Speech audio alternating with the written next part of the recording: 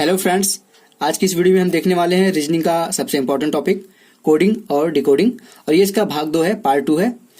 और इस वीडियो में हम देखेंगे कोडिंग डिकोडिंग के थोड़े से ट्रिकी प्रश्न जो कल की वीडियो में देखे थे। पार्ट 1 में हमने देखा था वो थोड़े से बेसिक टाइप के प्रश्न थे और उसी टाइप के प्रश्न आपके सुपर टेट में आते हैं। परंतु हो सकता है कि सुपर टेट भी रेगुलर बेसिस पे अपने प्रश्नों को अपडेट करता रहता है, थोड़े से लेवल को बढ़ाता रहता है। तो आपको हो सकता है थोड़ा सा टफ लेवल करके प्रश्न आ जाए, अगले साल एग्जाम्स में देखने को मिल जाए।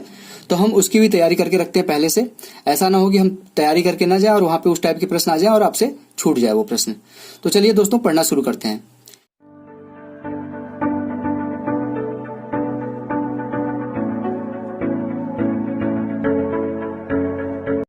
हेलो फ्रेंड्स, मेरा नाम है रोशन और आप सभी का आपके अपने यूट्यूब चैनल रोशन की क्लास में एक बार फिर से बहुत बहुत स्वागत है। आज की इस वीडियो में हम देखने वाले हैं, आज की वीडियो हमारी स्पेशली सुपर टेट 2020 के लिए है। और आज की इस वीडियो में हम जो थोड़े से टफ क्या कह सकते हैं, ट्रिकी प्रश्न कह सकते हैं, टफ नहीं कह सकते इसको। अगर आपने प्रैक्टिस की है ऐसे प्रश्नों को तो आप आराम से कर लेंगे। परंतु अगर आपने कभी नहीं देखा इस टाइप के प्रश्न, तैयारी ही नहीं की है, तो वहां पे जाके आप देखेंगे प्रश्न को तो करने की कोशिश करेंगे तो आप कर नहीं पाएंगे। तो एक बार पहले से उस चीज के लिए प्रिपेयर रहिए कि अगर थोड़ा सा टफ पेपर आ जाता है तब पर भी आप लोग प्रश्नों को कर ले जाएं। तो चलिए दोस्तों, देर न करते हुए देखते हैं आज का पहला प्रश्न। यहाँ पे देख लीजिए, यहाँ पे पहला प्रश्न दिया है, यदि किसी सांकेतिक भाषा में लेट को, यहाँ पे देख लीजिए लेट को इस तरीके से आपके जो स्पेशल कैरेक्टर होते हैं dollar, percentage, hash, at the rate तथा वाइड को star, copyright, divide, at the rate लिखा जाता है, तो उसी सांकेतिक भाषा में डायल को कैसे लिखा जाएगा। ठीक, ये हो गया। अब इसको देख लीजिए कैसे करते हैं, आसान तरीके से देख लीजिए कैसे किया जाता है इसको। कुछ इसमें बजने की जरूरत नहीं है, इसमें सिंपल सा आप लिख लीजिए। पहले आपका जो कोड दिया था LATE, ठीक, इसको भी लिखने की जरूरत नहीं है। आप सबसे पहले देखिए कि आपको निकालना क्या है। डायल निकालना है, DIAL। तो इसके जो अक्षर है वो किसमें, दोनों में कौन कौन से अक्षर कहाँ मिल रहे हैं। तो यहाँ पे देखिए A यहाँ पे है, A इस वाले में मिल रहा है और L भी इसमें मिल रहा है, D और I यहाँ पे नहीं मिल रहा है। तो हो सकता है कि D और I दूसरे वाले जो कोड दिया गया वाइड उसमें मिल रहा हो। तो देख लीजिए यहाँ पे D है और यहाँ पे I है। तो अब इसी के सामने, इसी के नीचे इसके कोड लिख लीजिए आप। ठीक, आसान तरीके से करने का यही एक तरीका है। Dollar, percentage, hash, at the rate. अब इसके नीचे भी इसी तरीके से लिख लीजिए। स्टार था, कॉपीराइट था, फिर आता है आपका डिवाइड का सिंबल और उसके बाद आता है फिर से एट द रेट का सिंबल। तो यहाँ पे एक चीज तो क्लियर हो रही कि ई का जो है वो आपका क्लियर है कि एट द रेट ही होगा। और बट आपको यहाँ पे ई का निकालना नहीं था, आपका डायल निकालना DIAL। तो देख लीजिए ए यहाँ पे है, इसको इस तरीके से कर लीजिए। यल यहाँ पे, इसको भी इस तरीके से कर लीजिए। फिर क्या है D और I देख लीजिए, यहाँ पे ये है कॉपीराइट और D डिवाइड। अब इसको व्यवस्थित कर दीजिए, यहाँ पे डायल लिख लीजिए, उसी के नीचे उसका कोड लिख दीजिए। देखिए D के नीचे क्या था, डिवाइड का ऑप्शन था, I के नीचे क्या था, कॉपीराइट का था, A के नीचे क्या था, परसेंटेज का था, और L के नीचे क्या था, आपका डॉलर का साइन था। तो ये आपका आ जाएगा आंसर। देख लीजिए दोस्तों, इसका आंसर आ जाएगा आपका डायल का, यहाँ पे डिवाइड, कॉपीराइट, परसेंटेज और डॉलर। आशा करता हूं आप लोगों को समझ में आ गया होगा कि ये कैसे आया है।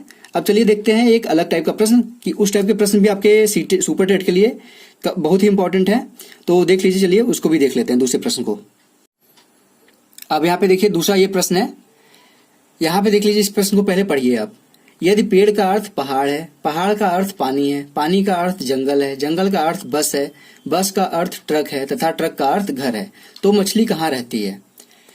आपने ऐसे प्रश्न, अगर आप लोगों ने कभी भी कंपटीशन का एग्जाम दिया रीजनिंग का, तो अगर आप लोग बैंकिंग छोड़ दीजिए, बैंकिंग में इस टाइप के प्रश्न नहीं आते हैं, परंतु आप अगर रेलवे का एग्जाम दिए हैं, SSC का दिए हैं, या फिर आप सुपर टेट का ही देने जा रहे हैं, तो उसमें इस टाइप के प्रश्न आपको देखने को जरूर मिले होंगे। और यहाँ पे देख लीजिए, इसको करने में कुछ बिल्कुल भी टाइम नहीं जाता, मुश्किल से 5 से 10 सेकंड, 5 सेकंड जाएगा, उससे ज्यादा नहीं जाएगा। यहाँ पे सबसे पहले आपको देखना है कि लास्ट में पूछ क्या रहा है। यहाँ पे मछली कहाँ रहती है, तो मछली कहाँ रहती है, मछली पानी में रहती है। अब सिर्फ आपको पूरा क्वेश्चन पढ़ने की जरूरत नहीं है, बस ये देखिए कि पानी का अर्थ क्या है। पानी का अर्थ क्या है, यहाँ पे पानी का अर्थ देख लीजिए, यहाँ पे पानी का अर्थ है जंगल। ठीक, तो सिर्फ आप इसका डायरेक्ट आंसर निकाल सकते हैं। अगर मछली का, बस इसका आंसर आपको निकालना है कि मछली कहाँ रहती है। इसी तरीके से जो भी क्वेश्चन पूछा रहेगा लास्ट में, उसका आपको आंसर निकालना है, उसी के आंसर का जो अर्थ होगा वो आपका आंसर आ जाएगा। जैसे यहाँ पे पूछा गया है कि पहले लिख लेते हैं, मैं आपको यहाँ पे समझाने जा रहा हूँ तो अब सारी चीजें लिखते हैं। पहले बेसिक कैसे करते हैं। पेड़ है, इसको क्या कहते हैं, इसका अर्थ क्या है, इसका अर्थ है पहाड़। ठीक, उसके बाद पहाड़ का क्या अर्थ है, पहाड़ का है पानी। पानी का क्या अर्थ है, पानी का अर्थ है यहाँ पे जंगल। जंगल का क्या अर्थ है, जंगल का अर्थ है बस। ठीक, फिर से देखते हैं, बस का क्या अर्थ है, बस का अर्थ है ट्रक। अब लास्ट में क्या है, ट्रक का अर्थ दिया है यहाँ पे, लास्ट में ट्रक का अर्थ है घर। ठीक, अब यहाँ पे देख लीजिए सारी चीजें आपने लिख ली। अगर आपको नहीं पता तो कैसे करेंगे इसको मैं बता रहा हूँ। बाकी जो मैंने स्टार्टिंग में इस क्वेश्चन की स्टार्टिंग में ट्रिक बताई उसी से करेंगे, क्योंकि हमारे पास जो होता है समय बहुत कम होता है एग्जाम में। तो यहाँ पे आपसे पूछा है, यहाँ पे बस आपको देखिए प्रश्न क्या दिया है, मछली कहाँ रहती है। तो मछली कहाँ रहती है का इसका आंसर आप इसमें देखिए कि कहाँ पे है। मछली बस में रहती नहीं, मछली ट्रक में नहीं रहती, मछली जंगल में भी नहीं रहती, मछली पहाड़ पे भी नहीं रहती, मछली पेड़ पे भी नहीं रहती। मछली कहाँ रहती है, पानी में रहती है। अब यहाँ पे पानी आपका आंसर नहीं होगा, ये मत ध्यान दीजिए। पानी किसका अर्थ है, पहाड़ का अर्थ है। यहाँ पे अगर आप पानी लगा देंगे तो उसका आंसर आपका पहाड़ लग जाएगा। इसलिए आपको यहाँ पे पानी का अर्थ देखना है। पानी का अर्थ क्या है, यहाँ पे पानी का अर्थ है जंगल, तो आपका आंसर आ जाएगा यहाँ पे जंगल। आंसर होगा हमारा जंगल। आशा करता हूँ आप लोगों को समझ में आ गया होगा इस टाइप के प्रश्न। एक प्रश्न आपकी प्रैक्टिस के लिए और देख लेते हैं। यहाँ पे देख लीजिए, यहाँ पे क्या दिया गया है, यदि जल को भोजन कहा जाए, भोजन को वृक्ष कहा जाए, वृक्ष को आसमान कहा जाए, आसमान को कुआं कहा जाए और कुएं को तालाब कहा जाए, तो पतंग कहाँ उड़ती है। आपको सिंपल सा मैंने क्या बताया था, लास्ट का प्रश्न देखिए आप, पतंग कहाँ उड़ती है। पतंग कहाँ उड़ती है, आसमान में उड़ती है। अब देख लीजिए आसमान का अर्थ क्या है, आसमान को कुआं कहा जाए, यानी कि आपका आंसर हो जाएगा कुआं। ठीक, आपका ये आंसर हो जाएगा कुआं। कुछ नहीं करना है आपको, सिर्फ ये देखना है कि यहाँ पे प्रश्न लास्ट में क्या पूछ रहा है, प्रश्न का उत्तर क्या होगा। आपको प्रश्न का उत्तर निकालना होगा, क्योंकि आपको पता होना चाहिए। ये नहीं कि आपसे पूछ लिया जाए पतंग कहाँ उड़ती है तो आप कह दें कि पतंग आपके जमीन पे उड़ती है, तालाब में उड़ती है, ऐसा कुछ नहीं है। पतंग आपकी आसमान में उड़ती है। ठीक, तो वहां पे सिर्फ देखना है कि आसमान का अर्थ क्या दिया है। आसमान को कुआं कहा जाए तो आसमान का अर्थ है यानी कि कुआं, तो आपका आंसर आ जाएगा कुआं। ठीक, आशा करता हूं आप लोगों को समझ में आ गया होगा कि इस तरीके के प्रश्न कैसे करते हैं।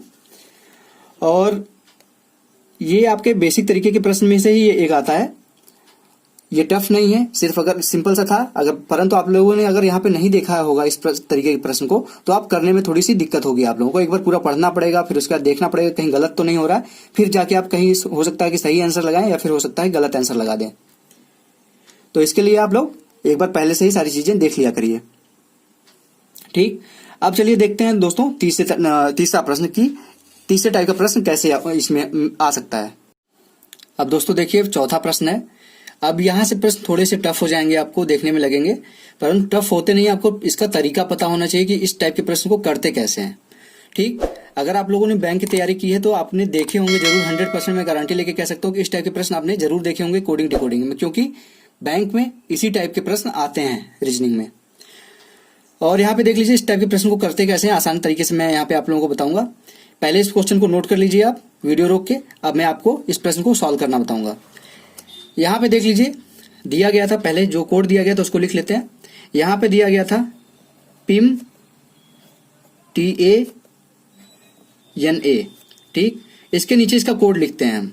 इसके सामने भी लिख सकते हैं आप, बट मैं जो है इसके नीचे लिखता हूं, हाउ टू गो। अब यहाँ पे ये मत समझिए कि पिम का अर्थ है हाउ, TA का अर्थ है टू, NA का अर्थ है जियो। यहाँ पे किसी का भी अर्थ कुछ भी हो सकता है। NA का यहाँ पे कोड हो सकता है TO, पिम का अर्थ हो सकता है गो, कुछ भी हो सकता है। यहाँ पे आपको बताया नहीं कि ये आपका क्रमशः इसका कोड है। ये हो गया। अब इसके बाद दूसरा क्या दिया गया था यहाँ पे, अब दूसरा दिया गया यहाँ पे TA, PA और JA। इसका कोड क्या दिया गया था यहाँ पे, हाउ एंड वेयर। ठीक, अब तीसरा भी दिया गया यहाँ पे। तीसरा क्या दिया है, NA JA PI। इसका कोड क्या दिया है, वेयर टू मीट।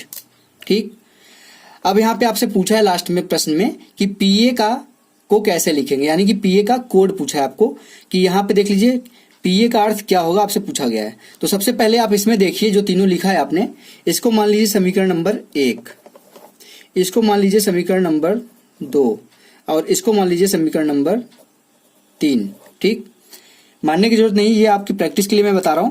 अगर आप लोग प्रैक्टिस करेंगे तो ये सब कुछ नहीं मानना पड़ेगा, आपको देखते ही आंसर पता चल जाएगा। यहाँ पे सबसे पहले आपसे पूछा जो है वो देखें कि कहाँ पे है वो पीए। पीए कहाँ पे है देख लीजिए, यहाँ पे पिन है, टीए एन ए है, यहाँ पे देख लीजिए यहाँ पे आपका पीए है और कहीं पे है और कहीं पे नहीं, इस लाइन में भी नहीं है, इस लाइन में भी नहीं है, सिर्फ यहीं पे एक जगह है। तो सबसे पहले तो आपको कंफर्म होना चाहिए कि पीए का जो कोड है वो एक ही जगह आया होगा। ठीक, अब इसके बाद पीए का कोड निकालने के लिए हमको पता है कि यहाँ पे टीए पीए जे लिखा है और ये भी पता है कि कोई कंफर्म नहीं है कि कौन सा कोड किसका है। पीए का कोड हाउ भी हो सकता है, पीए का कोड एंड भी हो सकता है, पीए का कोड वेयर भी हो सकता है। तो इसके लिए हमको क्या करना पड़ेगा, हमको टीए और जेए का कोड पता कर लेना पड़ेगा, क्योंकि आप देखेंगे तो टीए यहाँ पे भी है और जेए यहाँ है, तो हमको जेए और टीए का कोड पता चल जाएगा। जब जेए और टीए का कोड पता चल जाएगा तो जो बचेगा वो हो जाएगा आपका पीए का कोड। ठीक, अब यहाँ पे देख लीजिए कि पहले समीकरण और दूसरे समीकरण में क्या कॉमन था, टीए कॉमन था। यहाँ पे देख लीजिए टीए कॉमन है। अब टीए कॉमन है तो इसका कोड भी कहीं ना कहीं कॉमन होगा। जब टीए को यहाँ पे किसी लैंग्वेज में लिखा जा रहा है तो यहाँ पे भी किसी उसी लैंग्वेज में लिखा जाएगा। अब यहाँ पे देख लीजिए कि यहाँ पे पिम टीए एन ए, इसमें क्या कॉमन है, सिर्फ टीए कॉमन है और कुछ कॉमन नहीं है। तो यहाँ पे ये चीज कंफर्म हो गई कि हमारा जो कोड होगा वो एक ही बार होगा। अब टीए का कोड यहाँ पे मान लीजिए, यहाँ पे देखिए दोनों में क्या कॉमन है, इस वाली लाइन में और इस वाली लाइन में क्या कॉमन है, हाउ यहाँ पे भी है, हाउ यहाँ पे भी है। तो हमको पता चल गया कि जो टीए का कोड है वो है हाउ। ठीक, टीए का कोड हो गया हाउ। अब जे का कोड देखते हैं हम, जे का कोड यहाँ पे नहीं मिलेगा। अब यहाँ पे देख लीजिए कॉमन है, यहाँ पे कॉमन है। अब इसमें देखिए लाइन में कौन सा जे, ये आपका कंफर्म हो गया, ये तो कंफर्म हो गया। अब बचा क्या, एंड बचा, वेयर बचा। अब इसमें से देखिए कि इस लाइन में कौन कौन सा है, एंड है नहीं, आपका वेयर है, तो यहाँ पे वेयर हो गया आपका जे का कोड, जे का हो गया वेयर। जब जे का भी पता चल गया आपको कि वेयर हो गया है, टीए का पता चल गया हाउ हो गया, तो बचा क्या है, सिर्फ बचा है एंड। तो जो बचा है वही उसी का कोड हो जाएगा, पीए का कोड हो जाएगा एंड। तो आपका आंसर आ जाएगा यहाँ पे, अगर पीए का कोड पूछा है तो यहाँ पे पीए का आंसर आ जाएगा एंड, जो यहाँ पे कोड पूछा था आपके प्रश्न में। आशा करता हूँ आप लोगों को समझ में आ गया होगा इस टाइप के प्रश्न करते कैसे हैं। मैंने बहुत ही आसान तरीके से बताने की कोशिश की है आपको। अगर आपको नहीं समझ में आया तो चलिए देख लेते हैं एक और प्रश्न इसी पे आधारित। अब दोस्तों देखिए यहाँ पे 5वां प्रश्न है, सेम उसी टाइप का प्रश्न है, बस यहाँ पे कोड की जगह पे नंबर दे दिया गया, नंबर का अर्थ दे दिया गया यहाँ पे। तो यहाँ पे आप क्वेश्चन को नोट कर लीजिएगा, क्योंकि मैं ऊपर कर दूंगा तो क्वेश्चन दिखेगा नहीं आपको, इसलिए मैं बोलता हूँ बार बार कि वीडियो रोक के क्वेश्चन नोट कर लीजिए, जिससे मैं आप लोगों को अगर कुछ समझाता हूँ तो वो सारी चीजें आपको समझ में आती रहे। तो चलिए दोस्तों अब देर नहीं करते हुए समझते हैं इस प्रश्न को। यहाँ पे देख लीजिए कि लिखा गया है किसी भाषा में, सांकेतिक भाषा में, यहाँ पे लिखा गया 7, 3 और 4। इसका क्या अर्थ लिखा गया है, purchase good sweet, purchase good sweets. अब यहाँ पे सबसे पहले मैं आपको समझा दूं कि यहाँ पे ये जरूरी नहीं है, यहाँ पे क्रमागत कोड नहीं लिखा गया है, यहाँ पे कंफर्म नहीं है कि 7 का कोड परचेज है या फिर कौन सा है, यहाँ पे आगे पीछे हो सकते हैं इसके कोड। तो उसके बाद देखिए दूसरा क्या लिखा गया यहाँ पे, 6, 7, 5 का अर्थ है फूड इज गुड। ठीक, और तीसरा क्या लिखा गया है, 9, 3, 4। इसका क्या कोड लिखा गया है यहाँ पे, वी परचेज स्वीट्स। ठीक, अब यहाँ पे देखिए सेम उसी टाइप का प्रश्न है ये भी, बस इसमें आपसे पूछा क्या है, वी का कोड यहाँ पे पूछा था आपसे प्रश्न में कि वी का क्या कोड होगा। अब सबसे पहले मैंने आपको क्या बताया था कि वी को देखिए, वी कहाँ है, वी अगर आप इस तीनों में देखेंगे तो वी यहाँ पे भी नहीं है, यहाँ पे भी नहीं है, यहाँ पे है, सिर्फ एक जगह यहाँ पे है वी। ठीक, जिससे हमको क्या पता चल गया कि हमको परचेज और स्वीट का अगर हम कोड निकाल लेते हैं तो हमको पता चल जाएगा कि वी का कोड क्या है। ठीक, अब यहाँ पे देखिए कि परचेज और स्वीट कहाँ पे हैं, और कहीं पे है कहीं। अब यहाँ पे देखिए यहाँ पे भी परचेज है, यहाँ पे स्वीट है, यहाँ पे कहीं नहीं है स्वीट और परचेज, तो सिर्फ यहाँ पे है परचेज और स्वीट, यहाँ पे है परचेज और स्वीट। ठीक, अब ये हम कैसे पता चले, हमको कैसे पता चलेगा कि परचेज और स्वीट का कोड क्या है। यहाँ पे गुड का भी कोड कोई हो सकता है। डायरेक्ट भी आप निकाल सकते हैं, अगर आपने प्रैक्टिस की है तो यहाँ पे देखिए 3-4 कॉमन है, यहाँ पे भी 3-4 कॉमन है, तो आपको पता चल जाएगा कि परचेज और स्वीट का कोड क्या है। परचेज और स्वीट का कोड यहाँ पे भी 3-4 होगा, परचेज और स्वीट का कोड यहाँ पे भी 3-4 होगा, तो यहाँ पे बचेगा क्या, फिर 3-4 चला जाएगा। अगर तो 3 हो गया मान लीजिए, ये कंफर्म हमको तो निकालना नहीं है कि परचेज का कोड क्या है या फिर स्वीट का कोड क्या है, हमको सिर्फ पूछा था वी का कोड क्या है। अगर हमसे पूछ लिया जाता कि परचेज और स्वीट का कोड क्या है, तो हमको फिर उसके बाद परचेज और स्वीट का कोड कंफर्म करना पड़ता कि परचेज का कौन सा कोड है और स्वीट का कौन सा कोड है, ठीक। लेकिन हमसे यहाँ पे पूछा गया है वी का कोड कौन सा है, तो हमको पता चल गया कि 3 और 4 जो है वो है इन दोनों के कोड, कोई भी हो 3, चाहे इसका हो या फिर 3 इसका हो या फिर 4 इसका हो या फिर 4 इसका हो, उससे हमको लेना देना नहीं है। हमको बस लेना देना क्या था, वी का कोड पता करना था हमको। तो यहाँ पे इन दोनों के अलावा बचा कौन सा था, बचा था हमारा ये 9। तो हमारा कंफर्म हो जाएगा कि हमारा वी का जो कोड होगा वो 9 होगा। आशा करता हूँ आप लोगों को समझ में आ गया होगा जो मैं समझाने की कोशिश कर रहा हूँ। तो यहाँ पे हमारा जो वी का कोड होगा वो है 9, ये हो जाएगा आपका आंसर। अब प्रैक्टिस के लिए दोस्तों एक प्रश्न इससे भी थोड़ा सा अच्छे लेवल का कर लेते हैं एक और, जिससे आप लोगों को और भी अच्छी सी प्रैक्टिस हो जाए इस टाइप के प्रश्न का। अब यहाँ पे दोस्तों देखिए 6वां प्रश्न है ये, यहाँ पे देख लीजिए इस टाइप का प्रश्न, सेम उसी टाइप का प्रश्न है। आपको सिर्फ और सिर्फ उसी जो मैंने टेक्निक बताई उसी टेक्निक को फॉलो करना है और इसका आंसर निकालना है। तो यहाँ पे आप लोग नोट कर लीजिए प्रश्न को। अब मैं इसको सॉल्व करने जा रहा हूँ। अब चलिए देखते हैं इस प्रश्न को कैसे सॉल्व करते हैं। यहाँ पे देख लीजिए, इसको सॉल्व करते हैं। यहाँ पे लिखा था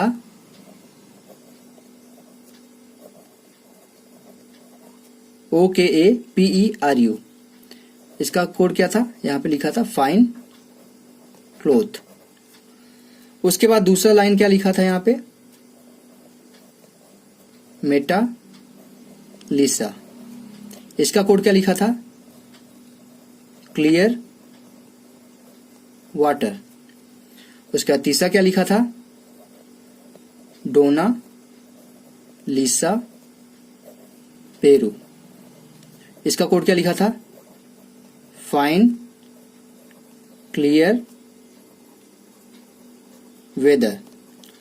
ठीक है, आशा करता हूं आप लोगों को समझ में आ रहा होगा। यहाँ पे सिर्फ मैंने अभी प्रश्न लिखा है, जिसका कोड जो था उसके सामने लिख दिया है मैंने। अब यहाँ पे मैं आपको बताऊंगा कि कंफर्म करूंगा कि यहाँ पे ओका का कोड क्या है, ये कंफर्म नहीं दिया गया है। प्रश्न में अगर क्रमशः या क्रमानुसार दिया गया है तभी आप कोड पता कर सकते हैं, लेकिन अगर कोडिंग डिकोडिंग आ रहा है तो उसमें कहीं भी इस तरीके से नहीं देगा कि आपको कोड बता देगा कि इसका कोड क्या है। आपको खुद निकालना होगा। इस टाइप के प्रश्न में कंफर्म करना होता है कि इसका कोड क्या होगा, उसके बाद आपको आंसर निकालना होता है। तो इस प्रश्न में हमसे क्या पूछा था, वेदर का कोड पूछा था। वेदर कहाँ पे है, सबसे पहले हम क्या ढूंढेंगे, वेदर। वेदर देख लीजिए यहाँ पे है, सिर्फ और सिर्फ यहीं पे है वेदर। अब हमको क्या करना होगा, फाइन और क्लियर का कोड पता कर लें अगर हम, तो हमको वेदर का कोड पता चल जाएगा। अब फाइन और क्लियर कहाँ है देख लीजिए, फाइन देख लीजिए यहाँ पे है और क्लियर यहाँ पे है। अब यहाँ पे फाइन का कोड पता करने के लिए हमको क्लोथ का पता होना चाहिए, या फिर यहाँ पे क्लियर का पता करने के लिए हमको वाटर का पता होना चाहिए। ठीक, अब यहाँ पे आप देखेंगे कि फाइन इसमें कॉमन है, पहले वाले में। इसको हम अगर पहला मान लेते हैं, पहला समीकरण, इसको दूसरा समीकरण और इसको नीचे वाले को तीसरा समीकरण। ठीक, तो पहले और तीसरे में देखिए तो फाइन है, यहाँ पे भी फाइन क्लोथ, यहाँ पे क्या है, फाइन क्लियर वेदर। ऐसा तो है नहीं कि क्लोथ यहाँ पे भी है तो हमको कंफर्म नहीं होगा कि फाइन और क्लोथ का यहाँ पे अर्थ क्या होगा। फाइन यहाँ पे है, फाइन यहाँ पे भी है, इसको इस तरीके से कर देते हैं। ठीक, फाइन यहाँ पे है, फाइन यहाँ पे भी है। अब यहाँ पे देखिए फाइन का यहाँ पे कोड जो होगा वही कोड यहाँ पे भी होगा। तो कॉमन क्या है इन दोनों में, ओ का पेरू में से इसमें कहीं दिख रहा है कुछ, तो पेरू दिख रहा है यहाँ पे भी, पेरू यहाँ पे भी दिख रहा है। तो हमको ये कंफर्म हो गया है, जिससे कि यहाँ पे हमारा जो फाइन का कोड है वो हो जाएगा हमारा PERU। अब उसके बाद हमको किसका कोड निकाला था, क्लियर का निकालना था। अब क्लियर देख लीजिए आपके दूसरे समीकरण में है और तीसरे समीकरण में है, और ये भी हमको पता चल गया है कि पेरू हो नहीं सकता। अब पेरू चला गया फाइन के साथ। अब क्लियर और वेदर है, क्लियर और वेदर में डोना और लिसा है। अब यहाँ देखिए डोना और लिसा में से कौन कॉमन है, लिसा कॉमन है। तो सिर्फ यहाँ पे क्लियर का आपको पता चल गया, क्लियर का कोड पता चल गया आपको, लिसा। अब ये दोनों आपको पता चल गए हैं कि क्लियर और फाइन का आपका कोड क्या है। अब बचा क्या है, वेदर बचा है। वेदर का यहाँ पे लिसा चला गया है, पेरू चला गया, बचा क्या है, डोना बचा है यहाँ पे। तो हमको इससे ये पता चल गया है कि हमारा जो वेदर का होगा, वेदर का कोड होगा वो होगा डोना। ये हो गया आपका आंसर। आशा करता हूं अब तो आपको समझ में आ गया होगा कि इस टाइप के प्रश्न करते कैसे। मैंने आप लोगों के लिए 3 प्रश्न यहाँ पे एक बार में समझा दिया है, एक एक करके, और तीनों प्रश्न अलग अलग टाइप के थे। तो आशा करता हूं आप लोगों को समझ में आ होगा। अगर समझ में आ रहा होगा तो प्लीज लाइक कर दीजिएगा इस वीडियो को, और अगर रोशन क्लास यूट्यूब चैनल पे अभी तक नए हैं, सब्सक्राइब नहीं किए, नीचे सब्सक्राइब होगा, लाल कलर का बटन होगा, इस तरीके से सब्सक्राइब लिखा होगा, उस पे सब्सक्राइब, इस पे क्लिक कर दीजिए और साथ यहाँ पे बेल आइकन आ रहा होगा, इस पे क्लिक कर दीजिए। अब चलिए दोस्तों देखते हैं सातवां प्रश्न। सातवां प्रश्न इसलिए यहाँ पे मैं लेके आया हूँ क्योंकि मुझे ये पर्सनली प्रश्न अच्छा लगा, इसलिए मैंने सोचा कि आप लोगों के साथ डिस्कस करना चाहिए इस प्रश्न को भी। अब दोस्तों देखिए यहाँ पे सातवां प्रश्न लिखा गया है।